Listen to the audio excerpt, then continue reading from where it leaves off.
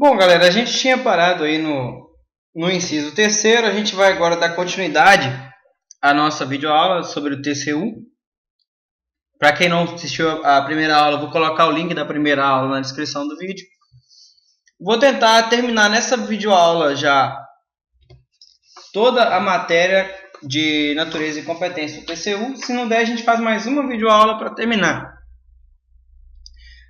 Pois bem, a gente está indo para o para o quarto inciso, né, do artigo 71, que diz o seguinte: realizar por iniciativa própria da Câmara dos Deputados, do Senado Federal, de comissão técnica ou de inquérito, inspeções e auditorias de natureza contábil, financeira, orçamentária, operacional e patrimonial nas unidades administrativas dos poderes legislativo, executivo e judiciário e demais entidades referidas no inciso 1º.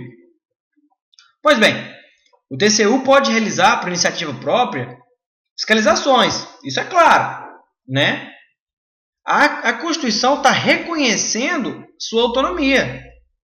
Dessa forma, o tribunal ele pode determinar os rumos que pretende seguir. Então, ele não depende de um dos poderes para fazer o seu trabalho.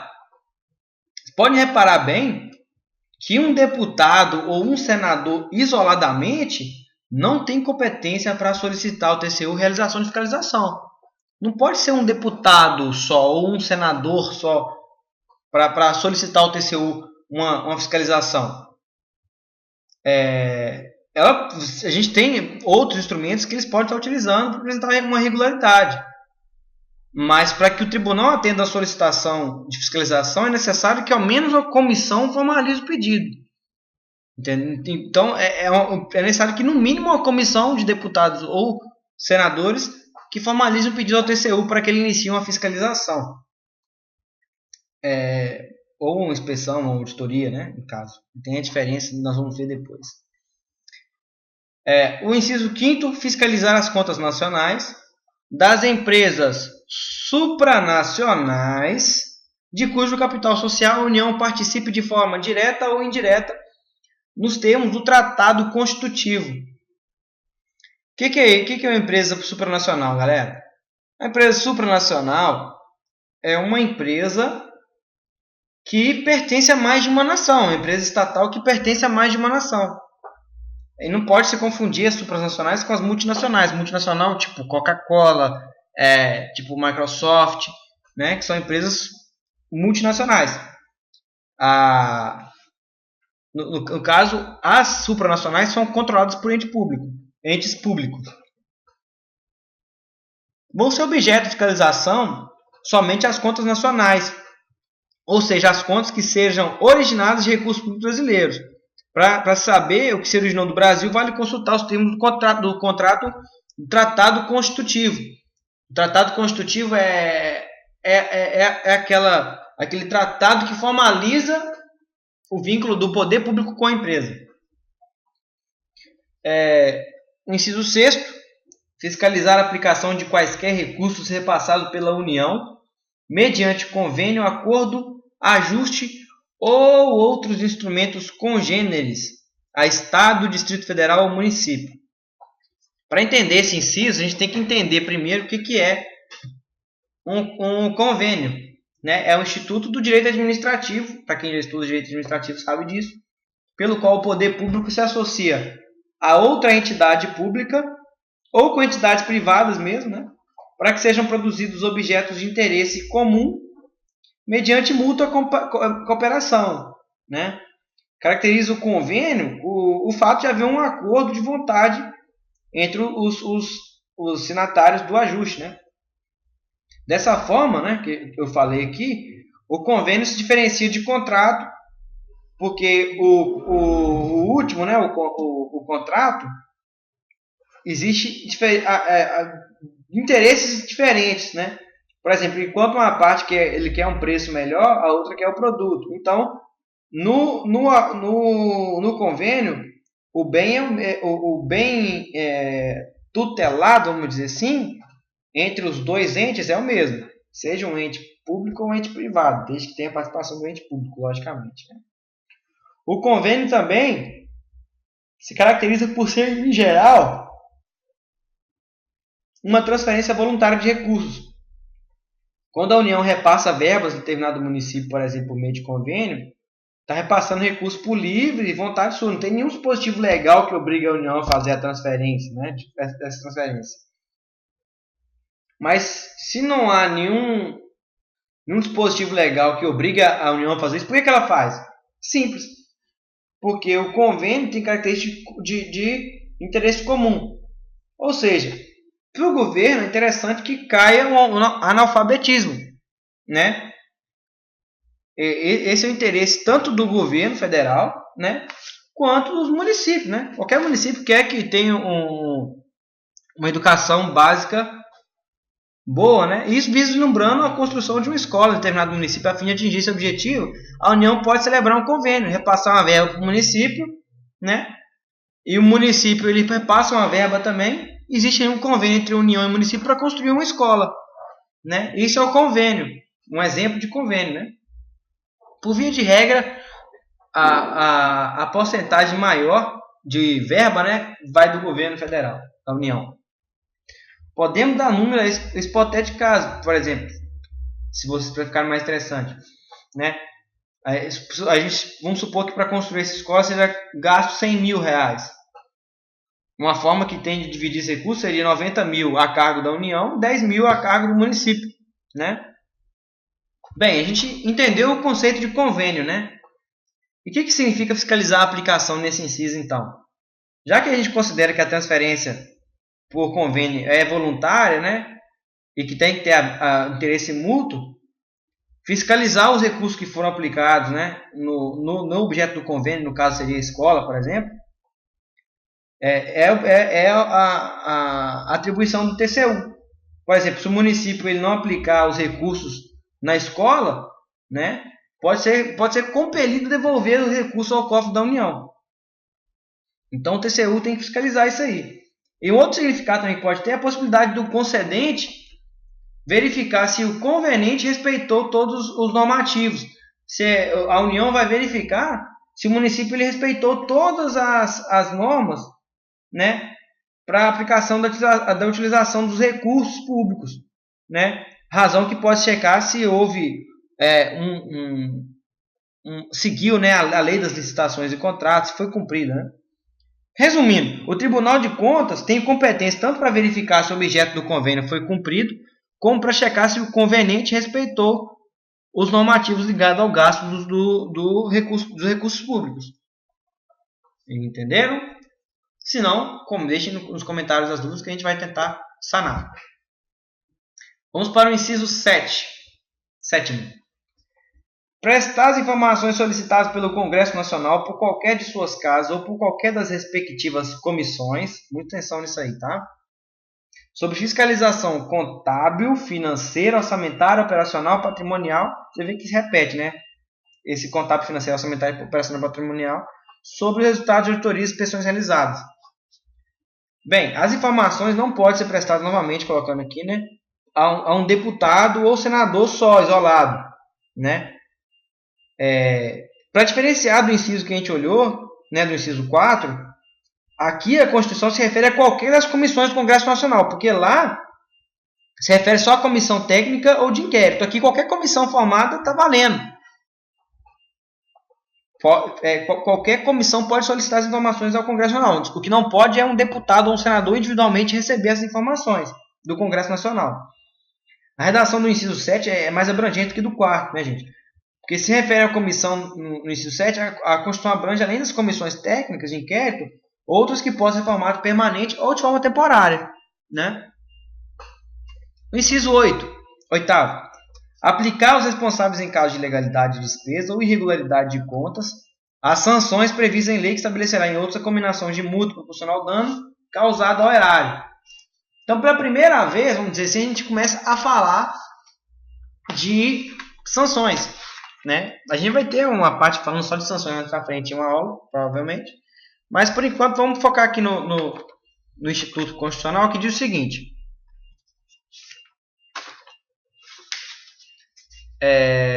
aplicar aos responsáveis em caso de ilegalidade, despesa, irregularidade de contas, sanções previstas em lei que estabelecerá, entre outras, combinações com multa, como a gente leu, né?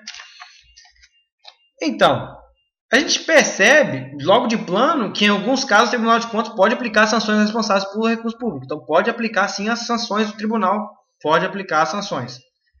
Então, estabelece o dispositivo legal que a gente leu aqui agora, né? Que somente com previsão legal o TCU pode aplicar essas sanções. Então, a gente está diante do magnífico princípio da reserva legal. Ou seja, o TCU só pode agir através de sanções se tiver especificados em lei. Dessa forma, só se houver uma lei, em estrito senso mesmo, né, feita para aquela sanção, prevê a possibilidade de sanção em que o tribunal pode utilizar essa faculdade. Assim, o TCU não pode criar por meio do regimento interno dele uma sanção que não esteja prevista em alguma lei. É importante notar que a Constituição não restringiu a uma lei específica a necessidade de disciplinar a matéria. Dessa forma, foi o critério do legislador infraconstitucional estabelecer as leis, né, que vão aplicar sanções aos responsáveis. Nesse sentido, não é apenas a lei orgânica do TCU que pode prever sanções. A sanção de multa prevista no inciso em análise é apenas simplificativa, pode haver outras sanções. A multa não é necessariamente a principal sanção, né? Não é a única sanção, desculpa. Vamos para o inciso 9. Assinar prazo para que o órgão ou entidade adote as providências necessárias ao exato cumprimento da lei, se verificada ilegalidade. O que esse dispositivo fala?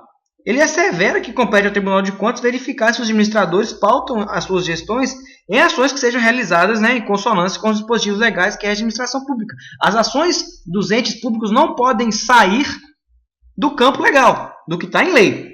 Se eu for verificado alguma ilegalidade, compete ao TCU determinar que o responsável por essa ação, né, em prazo estipulado pelo tribunal, adote providência no sentido de sanar essa ilegalidade. Esse dispositivo constitucional permite ao TCU, em processo de fiscalização ou de contas, verificar a legalidade dos atos de nomeação dos cargos de livre provimento, né? Ocorre que nem sempre o responsável, né, pela ação vai cumprir a determinação do Tribunal de Contas, né? Nem sempre vai ser assim.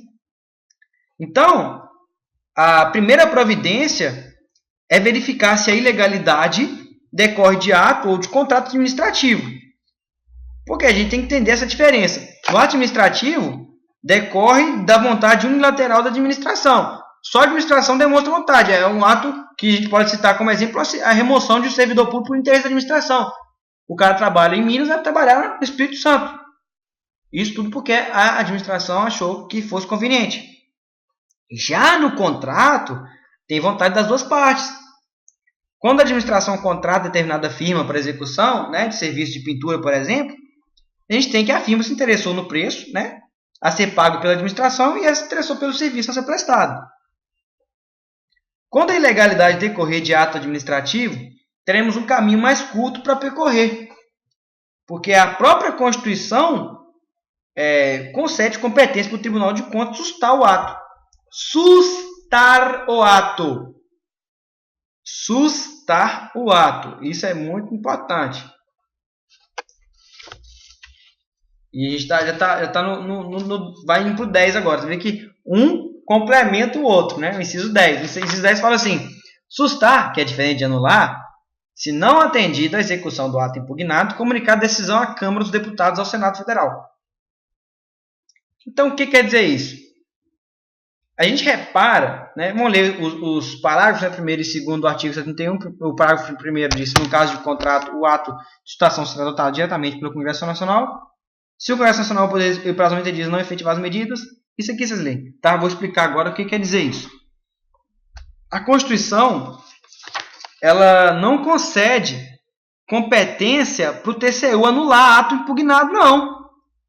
O TCU não pode tirar do universo jurídico nenhum ato. Ele pode sustar. O que é sustar? Ele tira os efeitos. Significa que a Corte de Contas retira a eficácia do ato. Dessa forma, apesar de ainda estar no mundo jurídico, o ato não produz mais efeito nenhum. Como exemplo, caso o ato sustado seja a concessão de aposentadoria, né, esse benefício após a sustação ainda vai estar no mundo jurídico. Ele pode sustar uma aposentadoria de um servidor que vai continuar no mundo jurídico. É claro que o cara não vai mais receber a aposentadoria, não vai receber valor. Porque se ele receber, ele vai ter que devolver esse valor. O ato simplesmente sai do mundo jurídico quando é anulado. Aí deixa de existir qualquer resquício dessa aposentadoria. Como a gente está falando, se você, ao sustar o ato, o tribunal deve comunicar a decisão à Câmara dos Deputados e ao Senado Federal. Repara uma coisa, não é dito que a comunicação deve ser dirigida ao Congresso Nacional e sim às duas casas de forma isolada. Não pode ser somente para a Câmara dos Deputados, nem somente para o Senado, ou somente para o Senado. Tem que ser para as duas. As duas casas têm que ser avisadas sobre isso, né? Toma cuidado com essa colocação na prova que cai demais. Caso se depare com ilegalidade ocorrida no âmbito de contrato administrativo, deve comunicar a ilegalidade ao Congresso Nacional, que vai adotar as providências necessárias para a sua suscitação, né? Aí o que dispõe no parágrafo 1º é interessante, que no caso de contrato, o ato de suscitação será adotado diretamente pelo Congresso Nacional, que solicitará de imediato ao Poder Executivo as medidas cabíveis. Portanto, mas aí que fica, gente. Porque nem sempre o tribunal, a Câmara dos Deputados ou o Senado vai estar julgando um contratinho de uma padaria que forneceu pão para o Congresso, porque são coisas muito pequenas e o Congresso tem outras tarefas mais importantes. O que acontece? Muitas vezes acaba esquecendo de julgar essa colocação do tribunal, que o tribunal lança para o Congresso, né, para as duas casas, e não é tomado nenhuma providência.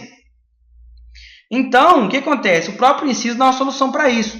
Se o Congresso Nacional, o parágrafo 2º diz assim, se o Congresso Nacional ou o Poder Executivo no prazo de 90 dias não efetivar as medidas, o tribunal decide a respeito.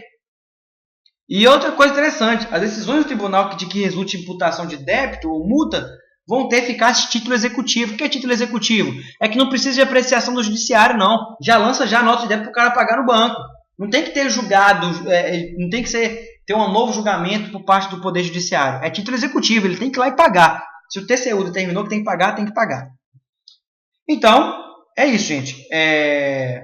Vamos agora para as perguntas. Que eu tirei algumas perguntas da internet aqui, para a gente estar trabalhando o que a gente aprendeu aqui, né? A primeira pergunta a primeira assertiva. Compete ao Tribunal de Contas julgar as contas anuais do presidente. Ixi, já vimos um erro clássico aí. Não cabe ao Tribunal de Contas julgar as contas anuais do presidente. Cabe ao Congresso Nacional, né? Então essa colocação está falsa. Pelo que foi visto, o Tribunal de Contas da União não tem competência para julgar essas contas, né? Vamos lá, segunda. O Tribunal de Contas da União examina e emite parecer relativo. Não! Parecer relativo não, gente. É parecer prévio. Quem emite parecer relativo é a Comissão Mista Permanente. Vamos estar ligados nisso aí. O TCU emite parecer prévio. As contas anuais da gestão financeira, orçamentária e patrimonial do Tribunal de Contas são apreciadas e julgadas quanto à sua regularidade. A. Pela Câmara dos Deputados. B. Pelo Senado Federal. C. Pelo Congresso Nacional. Por comissão mista ou pelo próprio TCU. Isso aqui eu não cheguei a falar, eu peço desculpa a vocês. Eu só citei, eu disse que o próprio TCU se regula, ele se controla. Então, as contas anuais da gestão financeira, orçamentárias e patrimoniais de União, no caso, vão ser julgados pelo próprio TCU, né?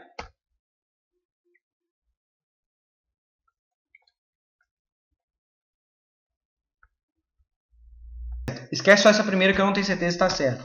No curso de fiscalização, pode o tribunal checar a legalidade de todas as nomeações, à exceção daquelas decorrentes de cargos de livre provimento.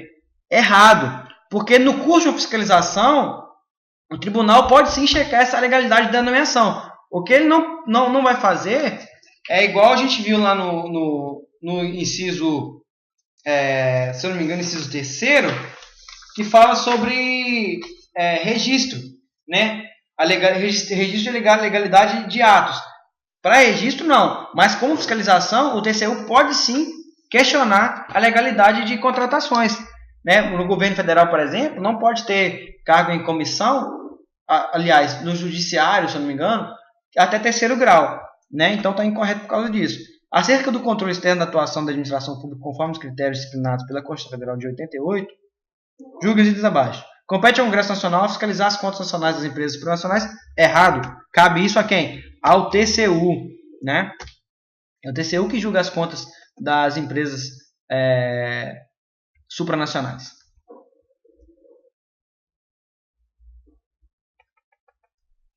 O controle externo à cargo do Congresso Nacional é exercido com auxílio do Tribunal de Contas, ao qual compete prestar informações solicitadas pelo Congresso Nacional por qualquer de suas casas ou por quaisquer de seus membros. Por quaisquer de seus membros, não. Pelo que foi apresentado, podemos perceber que essa estimativa está incorreta, pois os membros do Congresso Nacional não possuem competências exatamente para solicitar as informações. Desde que prevista em sua lei orgânica, pode o Tribunal de Contas da União aplicar, em caso de ilegalidade, de despesas e sanções aos responsáveis. Incorreta. Estaria incorreto, pois, conforme isso, não precisa que a sanção esteja prevista na lei orgânica. Pode estar numa lei infraconstitucional, numa lei, em qualquer lei, aliás, né? Compete ao TCU diretamente determinar a situação de contrato administrativo. Opa! Cabe ao TCU determinar a situação de contrato administrativo? Não. Verificamos que o Tribunal de Contas da União só tem competência para suscitar o contrato caso ocorra inércia do Congresso Nacional.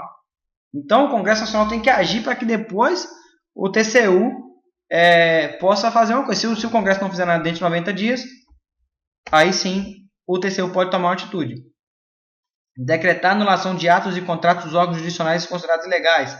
Incorreto. O Tribunal de Contas não detém competência para anular nada, nem ato nem contrato. O que pode fazer é promover a suscitação de atos diretamente de contratos, caso seja observada, é claro, a inércia do Congresso Nacional e do Poder Executivo. Galera, desculpa o finalzinho corrido, inscreva no nosso canal, por favor, dá uma moralzinha aí, curte o nosso vídeo.